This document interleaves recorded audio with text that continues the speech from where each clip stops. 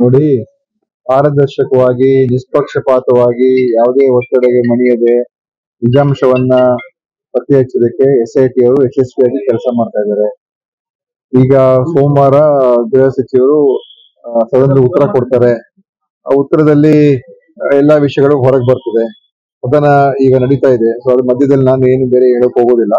ಸೋಮವಾರ ಉತ್ತರ ಕೊಡ್ತಾರೆ. ಆದ್ರೆ ನಮ್ಮ ಉದ್ದೇಶ ನಿಜಾಂಶ ಸತ್ಯ ಹೊರಗೆ ಬರಬೇಕು. ಯಾವುದೇ ಆಪಾದನೆ ಇದ್ರೆ ಅದನ್ನ ಯಾವ ರೀತಿಯಾಗಿ ಅದಕ್ಕೆ ತನಿಖೆ ಆಗ್ಬೇಕಾಗಿದೆ ಅದನ್ನೆಲ್ಲ ಅವ್ರು ಮಾಡಿದ್ದಾರೆ, ಮಾಡುತ್ತಾ ಇದ್ದಾರೆ. ಮುಂದೆ ಏನ್ ಮಾಡ್ಬೇಕು ಅಂತ ಕೂಡ ಅವ್ರು ತೀರ್ಮಾನ ಮಾಡ್ತಾರೆ. ಆಮೇಲೆ ಇದರಲ್ಲಿ ಈ ಕಂಪ್ಲೇನೆಂಟ್ ವಿಟ್ನೆಸ್ ಸಹಿತ ಒಂದ್ ಯಾವ್ದು ರಾಷ್ಟ್ರೀಯ ವಾಹಿನಿಗೆ ಇಂಟರ್ವ್ಯೂ ಕೊಟ್ಬಿಟ್ಟು ಅಂದ್ರೆ basically revealing his own identity ಅಂದ್ರೆ ಅವ್ರ ವಿಟ್ನೆಸ್ ಪ್ರೊಟೆಕ್ಷನ್ ನಡೀತಾ ಇದೆ ಇದರಲ್ಲೂ. ಆಮೇಲೆ new allegations being made again in that statement. ಏನು ಎಲ್ಲ ಅಂಶಗಳು ಕೂಡ ನಾನು ಅದು ಸ್ಟೇಟ್ಮೆಂಟ್ ನೋಡಿ ನನಗೆ ಗೊತ್ತಿಲ್ಲ ಏನ್ ಹೇಳಿದ್ದಾರೆ ಅಂತ. ಆದ್ರೆ ಕಾನೂನು ಪ್ರಕಾರ ಏನು ಕ್ರಮ ತಗೊಳ್ಬೇಕು ಅದು ತಗೊಳ್ತಾರೆ. ಮತ್ತು ಪೊಲೀಸ್ ಇಲಾಖೆ ಇದನ್ನ ಯಶಸ್ವಿಯಾಗಿ ಅವರು ಬಟ್ ಇದನ್ನ ಉಪಯೋಗಿಸ್ಕೊಂಡ್ಬಿಟ್ಟು ಕೆಲವೊಂದು ಇದರಲ್ಲಿ ಒಪಿನಿಯನ್ಸ್ ಟಾರ್ಗೆಟಿಂಗ್ ಅದೆಲ್ಲ ನೋಡಿ ಪೊಲೀಸ್ ನೋಡಿದ್ರೆ we are not seeing much actions from them. ನೋಡಿ ಆತರ ಅಲ್ಲ, ನಾವು ಜವಾಬ್ದಾರಿತವಾಗಿ ನಡ್ಕೋಬೇಕು, ಆಯ್ತಾ. ಈಗ ಇದಕ್ಕೆ ದೊಡ್ಡ ವಿಷಯದಲ್ಲಿ ಇದು ಇಡೀ ದೇಶ ಅಂತಾರಾಷ್ಟ್ರೀಯ ಮಟ್ಟದ ಸುದ್ದಿ ಆಯ್ತಿದೆ. ಅವರ ಒಂದು ಆಪಾದನೆಗಳೇನಿತ್ತು, ಅವರ ಒಂದು ಹೇಳಿಕೆಗಳೇನಿತ್ತು, ಮತ್ತು ಅದಕ್ಕೆ ಸಿಕ್ಕಿರ್ತಕ್ಕಂತ ಏನು ಮಾಧ್ಯಮದಲ್ಲೂ ಕೂಡ ಯಾವ ರೀತಿಯಾಗಿ ಅದಕ್ಕೆ ಪ್ರಚಾರ ಸಿಕ್ತು, ದೊಡ್ಡ ಒಂದು ವಿಷಯ ಅದು ಸೃಷ್ಟಿಯಾಗಿತ್ತು. ಯಾಕಂದ್ರೆ ಅದೇನು ಸಣ್ಣ ಆರೋಪ ಇರಲಿಲ್ಲ, ದೊಡ್ಡ ಆರೋಪನೇ, ಬಹಳ ಗಂಭೀರವಾದಂತ ಆರೋಪ. ಅದರಿಂದ ಅದನ್ನ ನಾವು ಈಗ ಈ ಒಂದು ಒಳ್ಳೆಯ ತನಿಖೆ ಮಾಡಿರೋದ್ರಿಂದ ಯಾರಿಗೂ ಅನುಮಾನ ಇಲ್ಲ, ತನಿಖೆ ಬಗ್ಗೆ ಅನುಮಾನ ಇಲ್ಲ. ಸೊ ಸತ್ಯ ಹೊರಗೆ ಬಂದಾಗ ಯಾರು ಏನೇ ಮಾತಾಡೋದು ಕೂಡ ಸತ್ಯಾಂಶ ಏನು ಜನರ ಮುಂದೆ ನಾವು ಇಡ್ತೀವಿ. ಅದಕ್ಕೋಸ್ಕರ ಅದು ಮುಖ್ಯ ಇದೆ. ಯಾರು ಏನೇನೋ ಹೇಳಿಕೆಗಳು ಕೊಡೋದಕ್ಕೆ ನಾವು ರಿಯಾಕ್ಟ್ ಮಾಡಕ್ ಆಗಲ್ಲ. ನಿಜಾಂಶ ಏನು, ಸತ್ಯ ಏನು, ಸಾಕ್ಷಿ ಏನಿದೆ, ಪ್ರೂಫ್ ಏನಿದೆ, ಎವಿಡೆನ್ಸ್ ಏನಿದೆ, ಅದ್ರ ಪ್ರಕಾರ ನಮ್ಮ ಸರ್ಕಾರ ನಡ್ಕೊಳ್ತದೆ, ಪೊಲೀಸ್ ಇಲಾಖೆ ನಡ್ಕೊಳ್ತದೆ. ಇರ್ಬೋದು, ಅದನ್ನು ಕೂಡ ತಿಳ್ಕೊಬೇಕಾಗ್ತದೆ. ಏನಾದ್ರೂ ಆತರ ನಡೆದಿದ್ರೆ ಅದನ್ನು ಕೂಡ ತನಿಖೆ, ಯಾಕಂದ್ರೆ ಯಾವುದನ್ನು ಕೂಡ ನಾವು ಅಲ್ಲಗೆಳೆಯಕ್ ಸಾಧ್ಯ ಇಲ್ಲ. ಎಲ್ಲವೂ ಕೂಡ ತನಿಖೆ ಮುಖಾಂತರನೇ ಗೊತ್ತಾಗ್ಬೇಕು.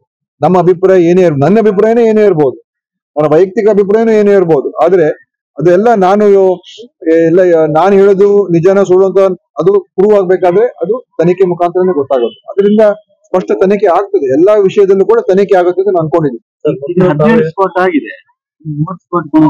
ನೋಡಿ, ಅದು ಪೊಲೀಸರು ತೀರ್ಮಾನ ಮಾಡ್ತಾರೆ ಅಂತ ಹೇಳಿದ್ರೆ ಇದು ಅಲ್ಲಿ ಸುಲಭವಾದ ಕೆಲಸ ಏನಲ್ಲ. ಇದು ಆ ಕಾಡು ಪ್ರದೇಶದಲ್ಲಿ ಹೋಗಿ ನಿಂತು ಈ ಮಳೆ ಮಧ್ಯದಲ್ಲಿ ಹೋಗೋದು ಅಗಿಯೋದು ಅದೇನು ಸುಲಭ ಕೆಲಸ ಏನಲ್ಲ. ಅದರಿಂದ ಪೊಲೀಸ್ ಅವರು ಜವಾಬ್ದಾರಿತವಾಗಿ ನಡ್ಕೊಂಡಿದ್ದಾರೆ. ಅವರು ಕೂಡ ಬಹಳ ತ್ರಾಸ ಆಗಿದೆ, ತೊಂದರೆ ಆಗಿದೆ. ಆದ್ರೂ ಅವರು ತಮ್ಮ ಡ್ಯೂಟಿಯನ್ನ ಮಾಡಿದ್ದಾರೆ. ಸೊ ಈಗ ಮುಂದೆ ಏನ್ ಮಾಡ್ಬೇಕು ಅಂತ ಸೋಮವಾರ ನಮ್ಮ ಗೃಹ ಸಚಿವರು ಹೇಳ್ತಾರೆ. ಅವ್ರು ಹೇಳ್ಬೇಕು ಹೊರತು ನಾನು ಅದ್ರ ಬಗ್ಗೆ ಹೇಳೋದು ಸರಿ ನನಗ್ ಗೊತ್ತಿಲ್ಲ. ಇದು ಅವ್ರು ಪೊಲೀಸರು ತೀರ್ಮಾನ ಮಾಡ್ತಾರೆ. ನಾವು ಅವ್ರಿಗೆ ಮುಕ್ತವಾದಂತ ಅವಕಾಶ ಮಾಡ್ಕೊಟ್ಟಿದೀವಿ, ಯಾವುದೋ ಹಸ್ತಕ್ಷೇಪ ಇಲ್ಲ. ಅವ್ರು ಏನು ಅನ್ಸುತ್ತೆ ಅವರ ಒಂದು ತನಿಖೆಯ ಮುಖಾಂತರ ಮತ್ತು ಬೇರೆ ಬೇರೆ ಅವ್ರಿಗೆ ಸಿಕ್ಕಿರುವಂತ ಮಾಹಿತಿಗಳು, ಬೇರೆ ಬೇರೆ ಮೂಲಗಳಿಂದ ಸಿಕ್ಕಿರುವಂತ ಮಾಹಿತಿಯ ಮುಖಾಂತರ ಅವ್ರು ತೀರ್ಮಾನ ಮಾಡ್ತಾರೆ. ಅವರ ಏನ್ ಕ್ರಮ ತಗೊಳ್ಳೋದು ಕೂಡ ಅವರು ಮಾಡ್ಬೋದು.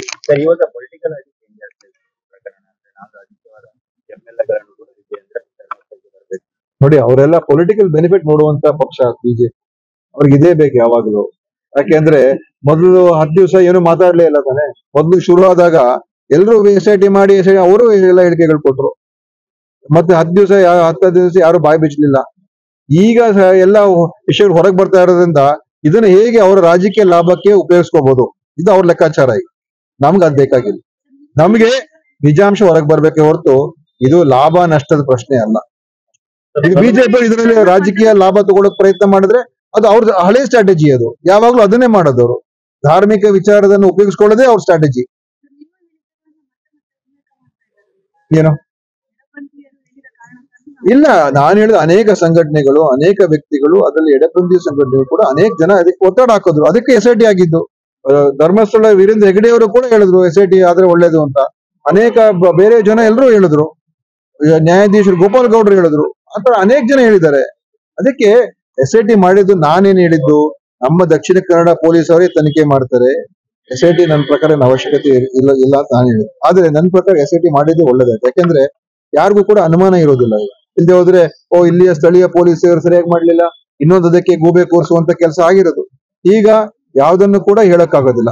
ಪೊಲೀಸ್ ಅವರು ಒಂದು ಒಳ್ಳೆ ಅಧಿಕಾರಿಗಳು ಬಂದಿದ್ದಾರೆ, ಅವ್ರು ತನಿಖೆ ಮಾಡಿದ್ದಾರೆ, ಒತ್ತಡಕ್ಕೂ ಇದಿಲ್ಲ. ಅದರಿಂದ SIT ಆಗಿದ್ದೇ ಒಳ್ಳೇದಾಯ್ತು. ಆಮೇಲೆ